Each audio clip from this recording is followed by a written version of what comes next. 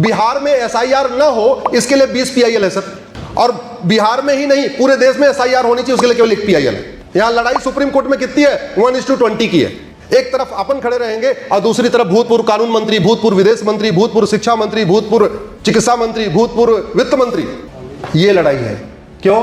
क्योंकि उधर से कोई फ्री में नहीं लड़ रहा है। पैसा कहां से आ रहा है? जो भारत के अंदर ड्रग का पैसा जनरेट हो रहा है, वो सारा का सारा ड्रग का पैसा घुसपैठियों को सेटल करने में खर्च हो रहा है। तो अगर घुसपैठ रोकना है तो आपको ड्रग स्मगलिंग को जघन्य अपराध घोषित करना पड़ेगा। साइबर फ्रॉड का पैसा कहां जा रहा है? घुसपैठियों को मदद करने में जा रहा है। अगर आपको घुसपैठ रोकना है तो आपको साइबर फ्रॉड को जघन्य अपराध घोषित करना पड़ेगा। एफसीआरए जो 2010 में बना था, उसकी 90% फंडिंग अलगाववादियों को हो रही है, माओवादियों को हो रही है, नक्सलियों को हो रही है, जिहादियों को हो रही है, घुसपैठियों को हो रही है, उनके मददगारों को हो रही है। और एफसीआरए से कितना पैसा आ रहा है? 50,000 करोड़। 1-2 करोड़ नहीं आ रहा।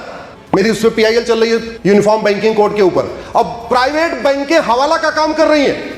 दुनिया की कई प्राइवेट बैंकें जिनके ऑफिस यहीं दिल्ली में है, मुंबई में है, बाकायदा वो बाहर से फंडिंग करवा रही है। उदाहरण के लिए एक छांगुर जलालुद्दीन पकड़ा गया उत्तर प्रदेश में, शायद सबने सुना होगा उसके बारे में। 40 एनजीओ थे उसके पास, 40 एनजीओ, और 500 करोड़ की फंडिंग आई उसकी।